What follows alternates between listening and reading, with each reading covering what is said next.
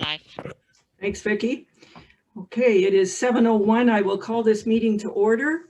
Welcome to our Committee of the Whole meeting for Monday, May the 3rd. Let's begin with the roll call. Mr. Teixeira, please. Mayor Patterson. Present. Deputy Mayor Hicks. Here. Councillor Dickard. Here. Councillor Fitzsimmons. Here. Councillor Fleet. Present. Councillor Hocking. Present. And Councillor Cable. Present. All here. Thank you. Good evening, council, staff, guests, the viewing public, and the media. Council, does anyone have a disclosure of pecuniary interest or a conflict of interest? Seeing none, if one does arise during the meeting, you may declare it then. Item 3 on the agenda is additions or deletions. We do not have any this evening. And item 4 is our health and safety message, which I will share with everyone this evening. So, of course, this is in effect when the stay-at-home order is lifted. It is boating safety. Safe Boating Awareness Week is May 22nd to the 28th. This boating season, remember the 5 things that could save your life. 1, don't drink and boat. 2, take a boating safety course. All boaters are required to have a pleasure craft operator card to operate a powered watercraft. 3, be prepared. Make sure both you and your vessel are ready. 4, cold water can kill. Be aware of cold water immersion risks. And number 5, wear a life jacket and make sure the life jacket is appropriate for recreational activity. And a snug fit is a proper fit. All straps, buckles, and zippers should be secure. And life jackets with a tear, any broken pieces, or buoyancy loss should be disposed of. Safe boating, everyone. Thank you. Number 5 is delegations. So this evening we have the Emergency Services Facilities Review Committee, and they are going to present their report with all their findings. And Mr. McEwen, are you the speaker? Yes, I am. Okay, so you're welcome to start your presentation. If you want to introduce your committee, please go ahead. Okay. I'm just waiting for the PowerPoint to load. Is that Vicki loading it? I can share the screen, yes. Okay, thanks, Vicki. My apologies, Your Worship. My apologies, I mean. No problem. Just while we're waiting, yeah, that's okay. That's great. Next slide, Vicki. Yes, well, I'm Peter McEwen, designated chair of the committee. Vice President Chris Karcher of the Hanover Fire Department, Dave Hocking, a council appointee, Don Smith, the Hanover Police Service Board president, Bill Roberts, the public appointee, and Brian Teixeira, our CAO and clerk. And at this time, Council, Your Worship, I'd like to just make a quick comment about two other town employees that were of great help with this committee every time we called, and they helped us out a great deal. Not counting for sure, Mr. Teixeira was unbelievable, but Vicki McDonald and Don Tadford, I wanted to put a shout out to both of them for being there for us. So the mandate of this committee was to review the current state of emergency services facilities in the town of Hanover and provide options to meet the physical needs for these services for the next 25 years, that being police, fire, and ambulance. The existing situation was examined at length. The Hanover Police Service Fire Service appears to have outgrown its present location. Any repairs, alterations, additions to the current facility do not appear feasible in the view of this committee. The Great County Paramedic Service is content with their location and facility. The Hanover Police Service is also content with their present location, albeit some alterations, additional space is required. This summary is gleaned from interviews with all stakeholders. facility reviews, and other analysis and research associated with these services. This process of completing this assignment, the committee gathered and reviewed all the necessary and known details of the current facilities. And with that, we called on the chief of fire, chief of police, and the manager of paramedic. They're all forthcoming and very helpful. We conducted site visits to each of these facilities as a committee.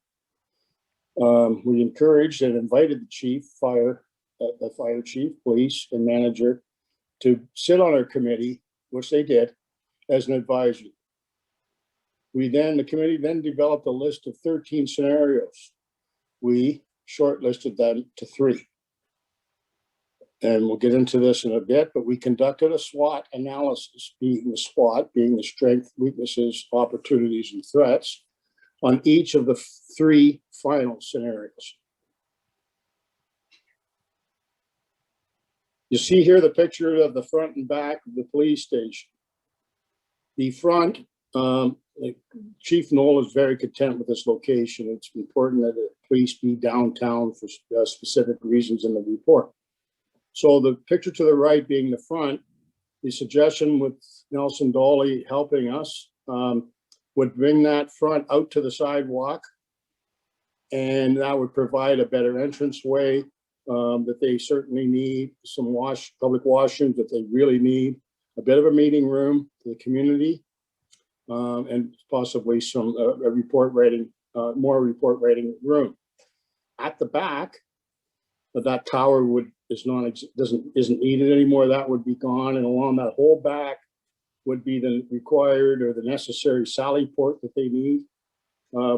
Another word for a garage inside that's both secure and safe for both any prisoners and the police officers. Video, that kind of thing. And they need more room for storage of seized property, that kind of thing as well. The fire hall. The fire hall is amazing that it's able to carry on. The chief has done and the staff have done a remarkable job with what they have in there. It's tight, needs a lot of repair. Can't facilitate all the equipment. Some is stored up on 7th Avenue. And you'll read in the report and see later that this the fire hall needs a new home in general sense. And not included here in this proposal, but I thought I might add in conversations with Don Tedford, just on the side, the town building and that property can use more space for other, which the committee for other uses, especially anything cultural, maybe some the theater expansion, different things like that. So just to give some council some thought on that on the side. The Grey County paramedics are more than happy with their facility. They didn't require any changes. It's an up-to-date facility for their needs. We looked at this as a committee at length for the fire / paramedic, but with a lot of consultation with the chief and the committee, chief of fire, it had some disadvantages, and some of which are in the report, but the turning into the off the street, the tower, yes, it's being moved, but what's the status of that? And overall space at the back with those buildings, or other town of Hanover services use them, and they would have to go. So that's a basic synopsis of that. Our findings in relation to that building on 7th Avenue. This proposed site out there, albeit the one to the right, the snow-covered picture, that's an angled view looking at partially the corner lot, which wouldn't be available. The second lot in the behind that goes in behind the present small animal clinic and off the cul-de-sac. It's ideal lot. The committee feels, and again in conjunction with the fire chief, that it serves his needs in lots of ways. The Nelson Dolly was again invaluable to us as a town businessman and certainly a qualified engineer, and he had done work with Mitchell Fire Hall, and that Mitchell Fire Hall, not my position to tell council what fire hall plans to do later, but it fit like a glove, that in the second picture, that has the same needs as our fire hall, and they just built it in the last year or two. And then you can see from that part 4 and part 3 how it fits onto that lot. And they turn around, they can drive in and they can drive out of the potential bays, and different functions that the fire department do require. The nice thing about this, I'll just add to, is that the town already owns the property. Looking at other properties, other areas for the fire hall, it would, we can get into that if the council wishes any specifics, but it was a matter of purchasing property, purchasing buildings, tearing down, that sort of financial thing as well. So the future requirements, part of our mandate, looking at growth from 21 to 46, the population is expected to grow from 8,430 to 12,180. Number of households is expected to grow from 3,650 to 5,330. Number of employed people is expected to grow as well, approximately 800. This significant growth will generate new and more intensified development.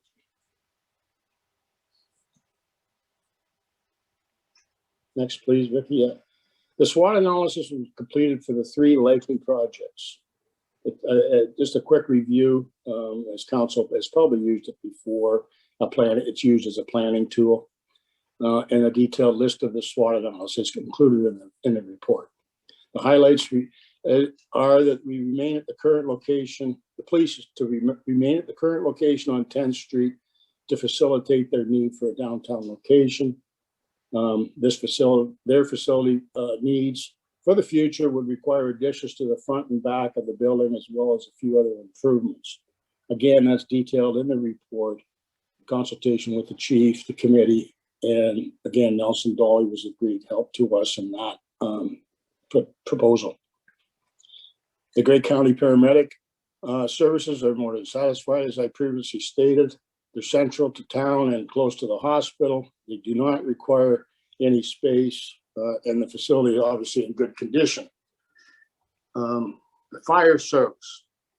This building, as we know, is dated and deficient in many areas. It requires a new build with present day specifications. Public visibility is important. Access to all major roadways is important. The availability of town-owned property would not require land acquisition. And another important quality is that no interruption during construction would be required. So the recommendation in conclusion is the committee recommends the most appropriate scenario for the town of Hanover to implement would be to construct a new fire hall in the Hanover Business Park, add 2 additions to the existing police station, and continue its accommodation of Grey County paramedic services on 7th Avenue. And one added thing, not on the PowerPoint, but the committee to discuss it, again, to council, with all due respect, your worship, it's if we can add any comment of council going on a high priority toward planning of the fire hall. They need it. So I'll ask, try to answer any questions you may have, or any member of our committee. Thank you. Thanks, Peter. To you and your committee, thank you very much for putting this together. When it was first put out that we were going to have a committee, I wasn't quite sure that it would be accomplished in that time frame. And I think you're early, which is wonderful. A thorough professional report. This committee could probably hire out for other consultations. So thank you very much for everyone. You're welcome. Volunteering their time. Yeah, you're welcome. It's our pleasure. Thank you. Okay, so Councillor Cable. Thank you, Your Worship. Again, I would just like to thank all members of the facility service or the Emergency Facility Review Committee. Similar to what Mayor Patterson said, I think it was great to see this, and for you to stay on schedule despite the challenges of the pandemic is quite notable. The results of this actually quite surprised me. When council preliminarily discussed this back during strategic planning, I think that the vision was fairly clear. A new multi-purpose emergency facility that would house fire, police, perhaps paramedics. So I was really pleased to see that the research which your committee has done has proven to meet our needs and provide an alternative, really a Hanover-based solution that I think will certainly meet the needs of our emergency service departments for that 20+ year time horizon that you were looking at. And I think that the recommendations that you provided are very cost effective compared to some of the alternatives of building a larger facility. So my primary concern with the industrial park site was certainly time relative to the current location. So I was very much appreciative of the addendum that you included reviewing the site rationale and the response times. And I guess I hadn't really considered the fact that by forcing our first responders into the downtown core, that not only takes time on the way down, but also on the way out, to always having the fire truck having to go through the busy downtown.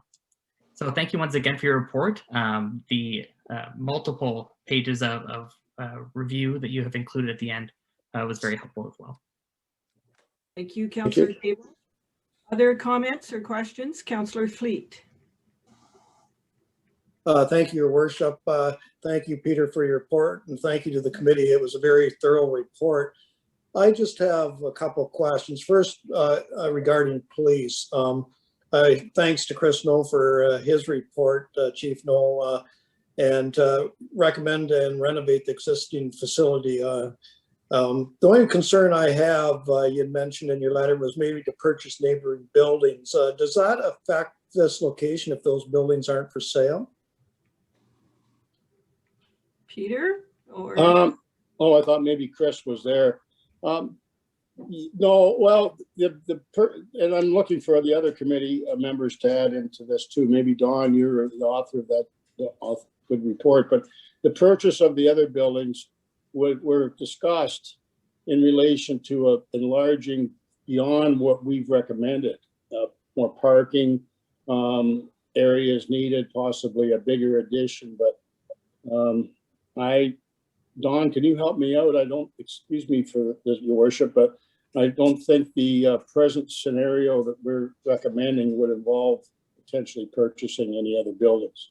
We looked at it, but. thanks, Peter. Are you there, Don? Yes. Yeah, yes, I am. Thank you, and thank you for the question.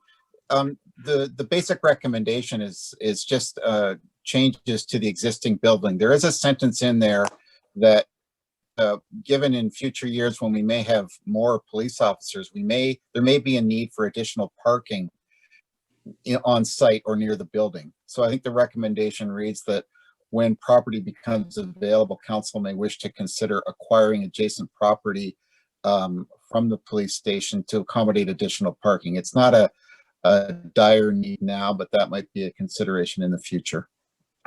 Thank you, Don. The other question I have is regarding the fire hall. And a concern I have is the blast area from the UPI tanks over in the industrial park. I know there's this imaginary circle, and my fear is if those tanks ever went up, how would our fire and rescue people get to the hall? Well, our committee looked at that through the fire chief, and I don't know if the chief is online here tonight. He could add his comments, but he was very specific that the proposed building is outside that circle, is outside the potential danger of explosion. Okay, just my own personal feelings, it's very close to the UPI tanks. And my second question is, with this school there, JDSS, and that being a 40-kilometer speed zone, is there any concern with firefighters getting to the hall and with students being, say, out at for lunch break or whatever? Is there any concern with that? Well, the committee doesn't feel we have a lot of concern. We were aware of that, and we did discuss that. And given the times of day, night, 7 days a week, 24 hours a day, and looking at the time school is in, in general, whether the kids are right at 3 o'clock and right at 10 to 9, there's certainly some common sense is going to be warranted by the firefighters and stuff, but we felt that the fire chief has that totally in check and will monitor and control that to the best of his ability. All right, thank you. Those are my only concerns. Thanks very much. Chief Deniger, did you want to comment on the UPI? Peter handled it very well in discussions with Mr. Tedford as well. If there is a proposal to build at this location, then really it's up to UPI to mitigate the any concerns, but it is outside the blast zone.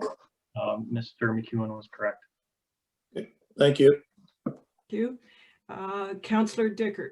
Thank you, Your Worship, and thank you to everyone on the committee. It was very well done. My question is about the residential neighborhood there and potential for disruption when fire are responding to calls. You know, well, based on statistics, it looks like about 2 to 4 times a week that there's going to be fire trucks going, and the residential area that you need to travel through is the wards and Turners going to the north, and along the Whaling subdivision and up by Donview School there. Has there been any consideration given to that? And I don't even know, do fire trucks have to use the siren every time they go out, or only if there's traffic around, or is there options around that?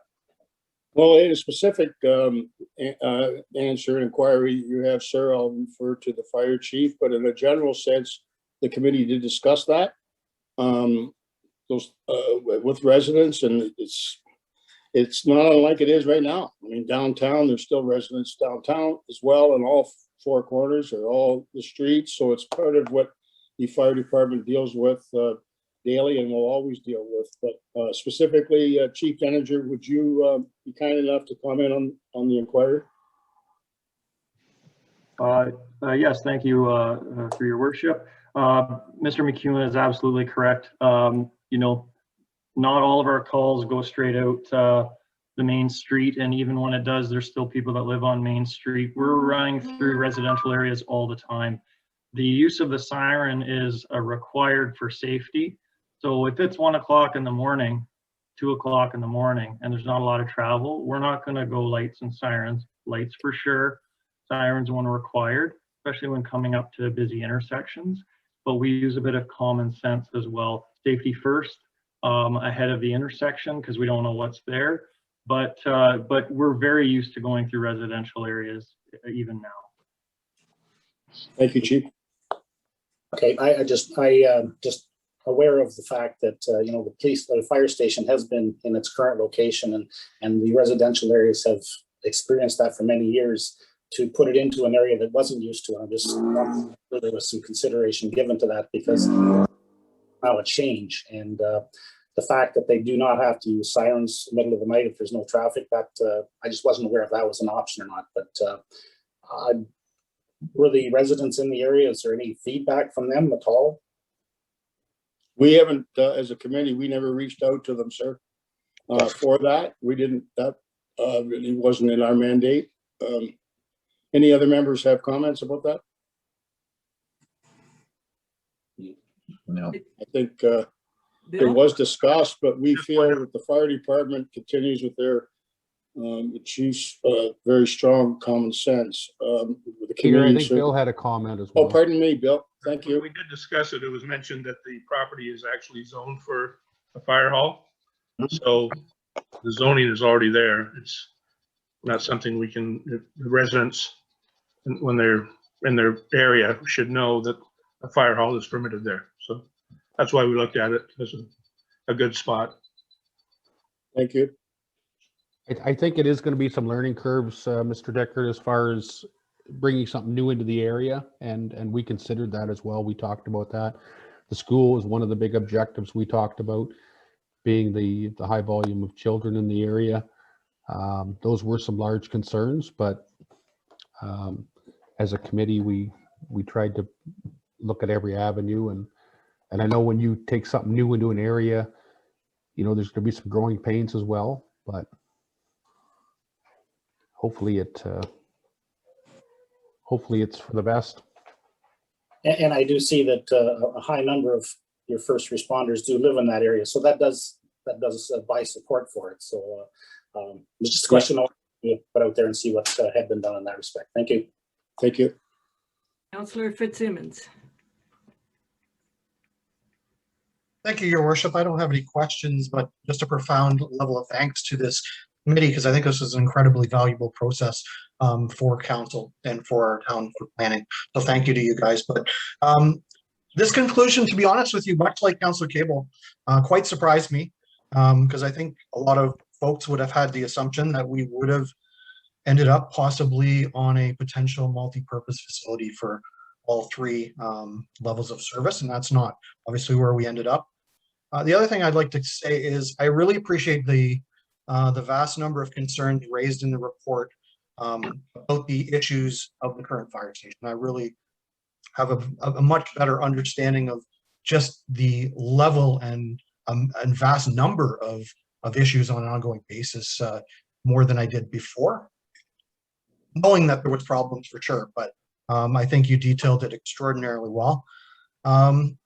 With regard to the police building, I've been led to believe, through the last 6-7 years on council, that the shelf life of the police building as it was probably was, 10 years kind of thing. So this surprised me a little bit that that maybe that was a little overstated in the past, that it actually, with some additions to it, has much more life than I expected, because I thought there was some issues with mold and some things that would not allow that building to last longer than that time frame. So that was interesting to read. But the other thing I'd say is we obviously have to look at where we're going as a town. We know we have massive growth ahead. And so, this certainly gives us some serious thought that is required on the future direction, and probably a decision in the relative short term, to be fair. Well, thank you, sir. In relation to your comment on the police, you weren't alone. Me being a retired officer, moved in up from Guelph years ago, I thought pretty much the same, not ever speaking with anybody about the building, but we quickly found out that building was built not too long ago, and it was built well, and it was built with the anticipation potentially of expansion, which was a nice, and it's going upwards as opposed to what we are recommending. But with both Don Tedder was aware of some of those facts, as well as Nelson Dolly, and those two gentlemen advised the committee quite well on the feasibility of the space the chief needed and where we could put it.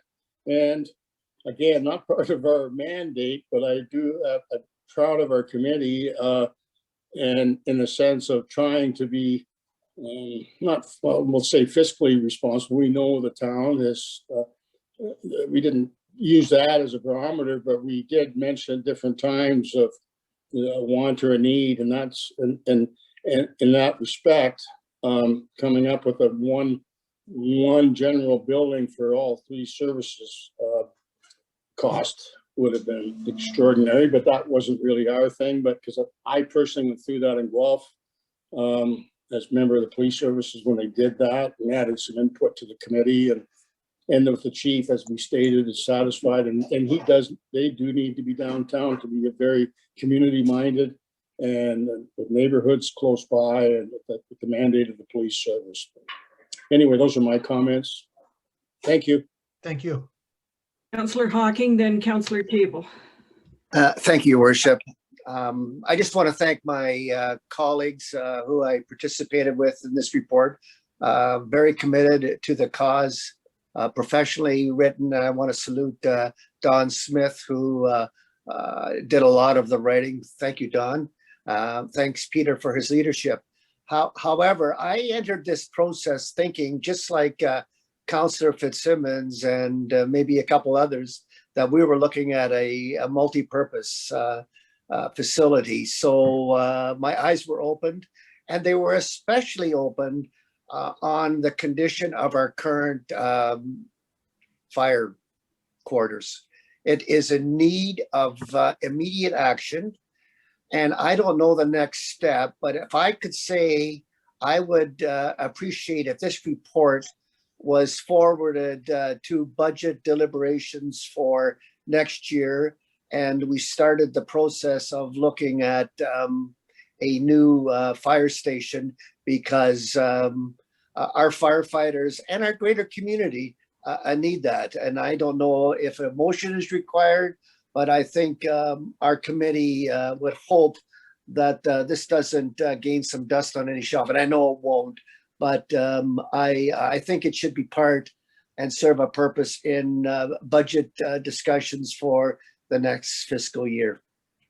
And thanks again, gentlemen, for being a part of your committee. Thank you.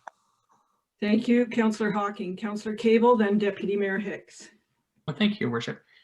So when we think about planning forward, is there an opportunity at this new location? I don't know how much space or who owns the land that's abutting, but is there an opportunity for us to, in the future, if the police station had to relocate in the future, is there an opportunity for us to plan ahead? My first answer to that, and I'm looking for input from the committee, would be no. Not in the sense the town now owns that property, and to meet the needs of the fire hall as requested or as envisioned by the chief representing the fire department, that footprint, if you like, would accommodate all the equipment, all the trucks in and out. And to add another build, like the committee did discuss the paramedics sometime if they, because they do rent, that would be probably feasible. But I don't think it would be if unless another property was adjacent to it or something that the town owned. Chief Denninger, do you have any comments in that regard, please? Thanks, Mr. McEwen. Yeah, certainly Nelson Dollar would be a great resource for that. To me, it looks like the majority of the property is taken up by the fire station and the turning points of the apparatus.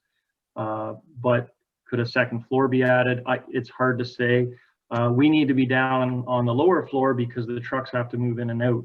I'm not really sure the requirements of the police station if it ever were down the road, but perhaps there's some engineering components that can be initiated during a build to say that something could be done later on. Again, Nelson Dolly or someone of that nature would be a great resource for that kind of question.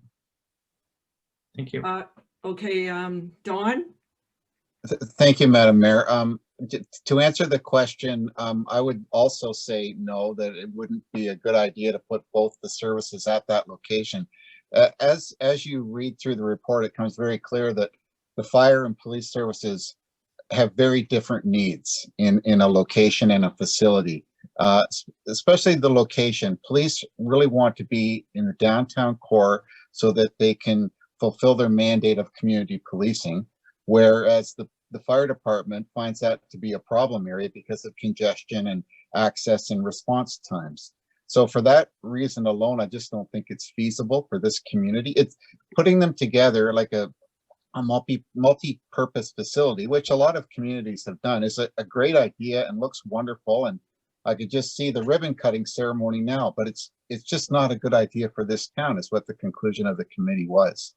And I too was surprised with the process we went through. I had a pretty good handle on policing, being on the police board. I'm not surprised by anything in the report to do with policing, but our outcomes did surprise me on fire. It was a real education for me about the fire service. So I think we all learned through the process, and as a result came up with a very good recommendation. I may add one quick thing, if I may, Your Worship. Yes. In relation to Mr. Gable's inquiry, or what we're discussing, but in Guelph, the building that was made in the south end of, built in south end of Guelph in 2006, 2007, police, fire, and ambulance, but they were all, if you like, precincts, to use a better word. Headquarters for both police were downtown, fire headquarters downtown, and ambulance near downtown. So that building, because of the size of Guelph, they needed to have, each have a dish to have more buildings, more response time. So it was, what I'm trying to say is a different line of thinking. It wasn't sort of the central hub of each of those. And Don hit the nail on the head with the police and the fire. So that was one of the very few joined facilities in the province. Well, outside of Stayner, which is a country, sort of out in the country, but a municipal place, and I think in Burlington, the same scenario. They're like divisions, if you like, as opposed to headquarters. Thank you. Deputy Mayor Hicks, then Councillor Hawking. Thank you, Your Worship. And I just want to say thanks as well to the committee. Excellent report. Like Councillor Cable and others, I too was very surprised because I honestly thought, go ahead, have your deliberations, but at the end of the day, this seems to make sense. And I guess I was coming to that because the talk at the conferences, you know, when we have an opportunity to have dialogue with our colleagues in other jurisdictions, you know, they were just so over the moon about, you know, this move. I had talked to Clairview and their process and, you know, looked at it and thought, man, that seems to make a lot of sense. I looked at what the county had done with the paramedic building and the works department, the roads crew sharing that building with the paramedics. They shared a kitchen and the washroom facilities and the change rooms and the showers and that sort of thing. So I'm very surprised, but I respect the process. And how can you argue with the way it's laid out? You know, when you read the report and you look at the you know, precision with which you examined each of the options and the openness that you had, it becomes very, very clear. So folks like me will be disappointed, but we can't argue with what you have done. So good for you, and thank you so much, because that's exactly what we needed. I mean, you know, sometimes you can have blinders on and proceed just because, you know, you think that's the way to go. And this clearly did the proper examination and came up with the results that it is. It is what it is. I would say, you know, there's been talk about the fire station being urgent, and Councillor Hawkins certainly is making the plea for that. I would also say that the police building is also urgent. I mean, the building in its current state does not meet ministry requirements and hasn't met ministry requirements for quite some time. You know, if we're talking about both are a priority, the fire building, but also the new police station or making that place, I guess, up to standard, has to be a priority. And the ministry has told us that it needs to be a priority. I mean, other things have come along like COVID, which sort of people say, okay, we can put that aside for now and we'll get on with that business. But that that police station and the renovations needed there, I would say need to happen urgently as well. Thank you, Your Worship. Thank you. Councillor Hawking. Yes, thank you, Your Worship. I just want to echo Don Smith gave the correct answer to Councillor Cable on putting the two facilities together. It surprised me when we first chatted with Chief Noel. His #1 priority was to make sure the headquarters remain downtown. So I don't see him ever amalgamating into the new building. Okay, thanks everyone. Mr. Tasheri, can I ask you what's the next step?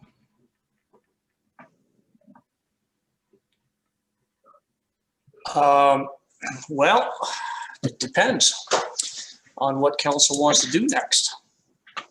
Councillor Hawking suggested that the fire hall be put in the budget for deliberations in 2022.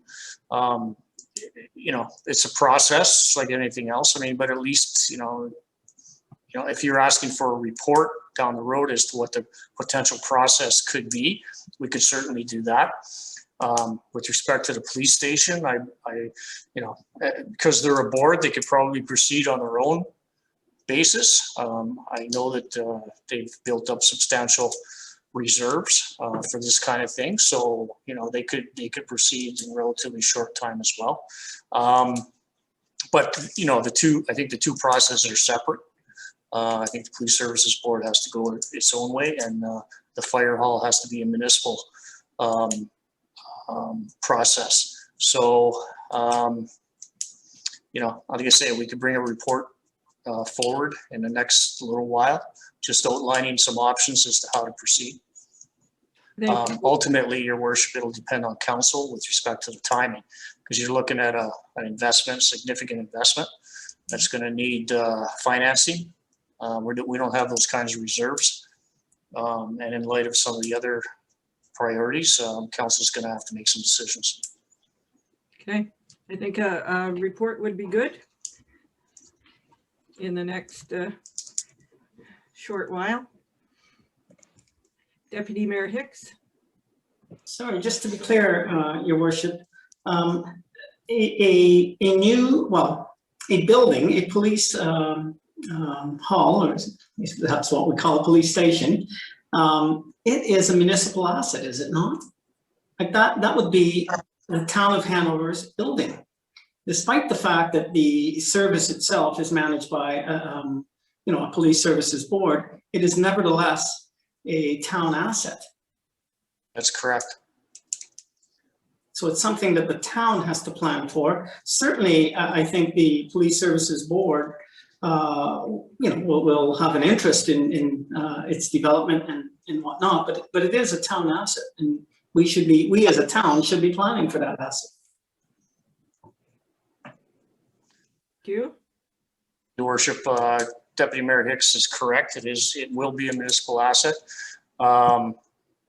The processes haven't been completely, I mean, you know, without getting into a lot of detail here, the Police Services Board has been building a reserve for this kind of thing.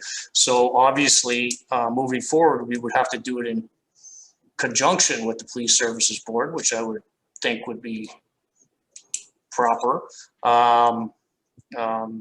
But planning for, you know, the extension of or the renovations of the police station would be a different process than planning for a new build for a fire hall.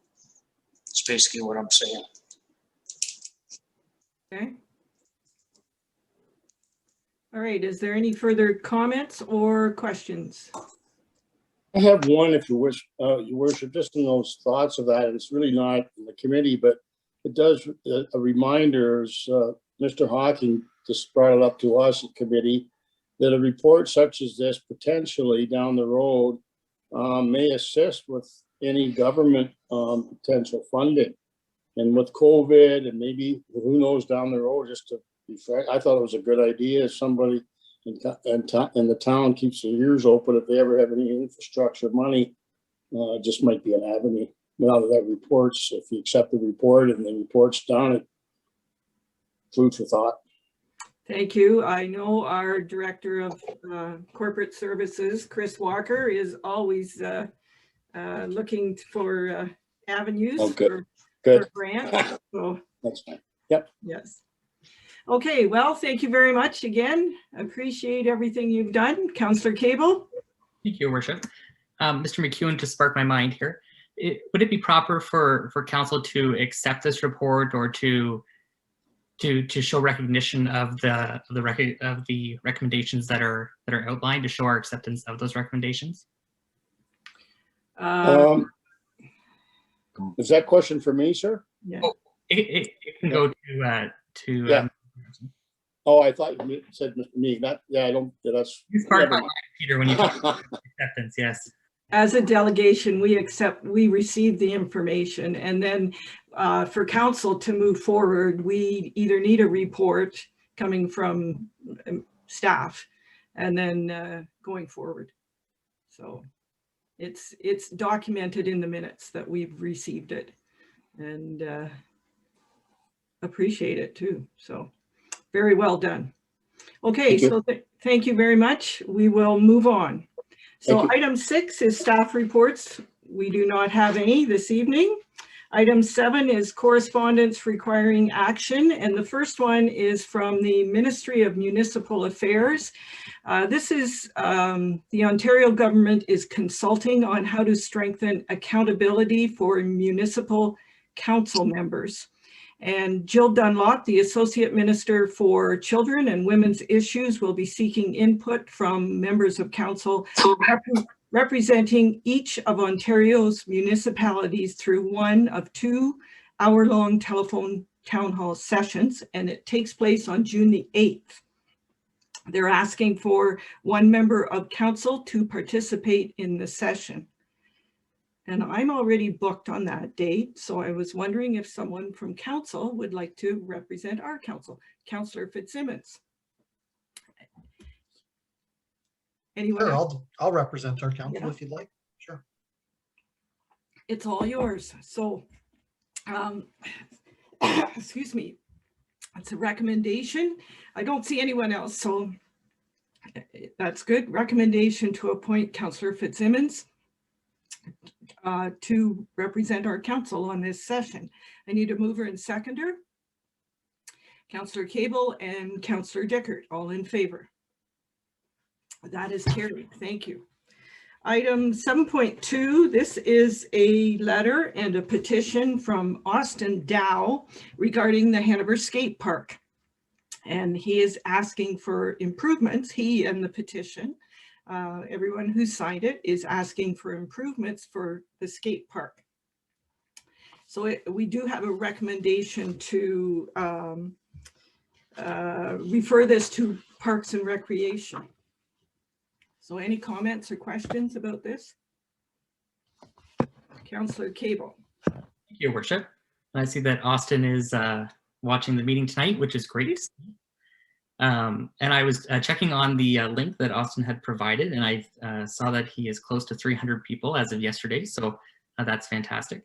I think it's a good time for the petition to have been brought forward because, as you're aware, the Parks, Rec and Culture Advisory Committee is currently undergoing an assessment of our parks and our park spaces with plans to improve our neighborhood parks, while also focusing on a Center of Excellence park, which would be near the skate park location. So I do think it's appropriate for this to come to Parks and Rec Advisory and for Parks and Rec staff to look at it further, and then we can come back with further information.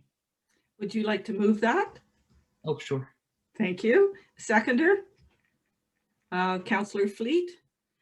Any further comments or questions? All in favor? That is carried. Thank you. So item 8 is reports and correspondence for information. And the first one, 8.1, is the Hanover Police Services Board meeting minutes from April 19th. And I can report that Wendy Donaldson, she's the records manager, she joined the meeting and provided an overview of the retention and bylaw schedule, including its history. It's been going on for a while. And Wendy and Chief Nola are going to attend a training session on this very thing. And we did have some questions and comments, so that's good. So we're going to consider that bylaw after they've had the training. And the board approved the hiring of Brandon Maines as an auxiliary constable. And if anyone has questions, just please speak up, but I will keep moving. Item 8.2 is the Hanover Public Library Board meeting minutes, and that's from April 22nd. This is for information. Councillor Fitzsimmons. Thank you, Your Worship. In that particular meeting, there was some discussion on our past strategic plan, and we're going to review that plan later this year and readdress some attainable actions given our new situation due to COVID-19. Made several of those thoughts unattainable at this point, so we're going to take another close look at that. And the library also voted to work towards acknowledging the traditional lands that we gather on for our meetings, including working towards right relations with the peoples of Treaty 45.5. So you can watch for some more information about that down the line in the fairly near future, I think. And thank you, Councillor Fitzsimmons. Did I read you're still you're having the plant sale at Canadian Tire? Yes. Yes. Thank you for mentioning that. Yes, for the entire month of May, $1 will, well, we don't want people to rush in because we can't have people rush in. So they can go at their leisure throughout the entire month of May, and $1 from each hanging basket will be donated to the Hanover Public Library, as it has for, I would say, approximately 5 years now, 6 years maybe.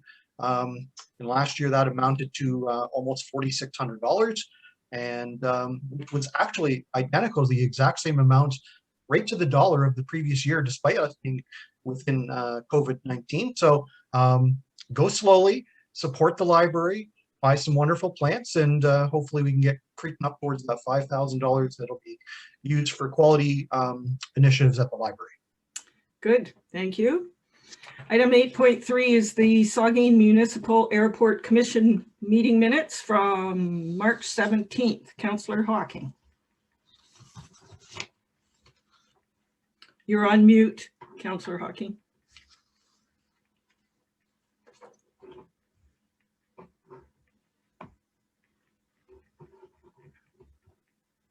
How's that? Good. Sorry about that, folks. It's okay. I just want to highlight a couple of important items. You will see that we have a new freedom from harassment and violence policy. We looked at different municipalities, but most of our information we used from the town of Hanover. Another one I'd like to indicate is operations with Transport Canada. We now have a designated person to work with our airport regarding safety concerns. And I'd like to highlight a new business. We're looking at an autocross championship series at the airport. Hopefully we can make it work with the COVID-19 protocol. We're currently in discussion with our insurance carrier, but hopefully we'll be able to come up with something that will make this our reality. So that would be something unique. And maybe it's something that we can build on the future. Maybe we can have the nationals at the airport next year. So stay tuned. And then we had an in-camera meeting. Good, thank you. Item 8.4 is the Saugeen Valley Source Protection Authority minutes from January 22nd. They meet quarterly. This authority protects our drinking water sources. And during this meeting, it was reported that their work so far this year is stable and balanced and similar to last year. The workload is almost the same. It's Carl Sider, who is the project manager. And he did report 146 out of 175 risk management plans have been completed across the region, and 304 of 312 septic inspections have been completed. So they do those inspections every 5 years on the septic systems, so that's good. And the Saugeen Valley Conservation Authority meeting minutes, this is 8.5 from March 18th, and I can report that they're in the process of rebranding, not all at once, it's going to be phased in. And the conservation did receive a property donation, and it's in West Gray in Normanby Township, adjacent to one of the properties they already own, and it's 123 acres of wet forest and swampland. So it fits in nicely right beside one of their properties. They're also going to replace the playground equipment in their parks because it's very old and unsafe. They're joining the property and amalgamating the Property and Building Committee with the Parks Committee. So it's now called the Property and Parks Committee. So we're reducing one committee, but establishing the Agricultural Advisory Committee, which is always helpful with quite a few of the farmers in the watershed. So any questions? I'm happy to try and answer them. Item 8.6 is, this is for information. It's notice from the County of Gray that County Council supports the elimination of the vacant unit rebate program. So just showing their support. And if there's comments or questions, seeing none. 8.7 is a letter of support on behalf of Gray County Council, thanking Dr. Era and his team for his continued diligence and support during the COVID-19 pandemic. And 8.8 is, this is from the Hanover District Horticultural Society. and saying it's been a difficult year for them as well. And they are continually looking for new members to assist in beautifying the town. And they'd like to extend an invitation to all members of town council as well as staff members to consider joining the organization. Annual dues are $10. So you can contact Jill Merritt or Barb Fleming, and their phone numbers will be included in the minutes. And item 9 is planning and other meetings. And Vicky, can you share that screen? Yes, I can. So that way it will show up on the live stream if anyone wants to see all those meetings that are listed. I am not going to read all of those times and dates and names of the committees this evening, but it will show on the live stream once it's shared, and then people can look at it. It is also on the website, on the calendar, if people want to see it. So Once we'll I have my file open again, I will share that. Did you say you can't share it? I have lost my file. All right. I'm still not going to read it. But it is on the website. So dates to remember and announcement. The next regular council meeting is Monday, May 17th at 7 p.m. Victoria Day statutory holiday is Monday, May 24th. The next regular committee of the whole meeting was Monday, June 7th. And at this time, I'll ask if there's any notices of motion. Councillor Dickert. Thank you, Your Worship. On behalf of Councillor Cable and myself, I would like to give notice that we will be presenting a joint motion for consideration by council regarding the establishment of a policy to guide future decisions on sidewalk placements and replacements within the town of Hanover. So we will work on the details of that and have it ready for a future meeting. Thank you. Any further? Seeing none, we do not have a closed meeting. So we have one motion left, which is adjournment. I need a mover and seconder. Councillor Hawking and Councillor Fitzsimmons. All in favor? Thank you. We are adjourned at 7:58. Thank you very much. Have a good evening.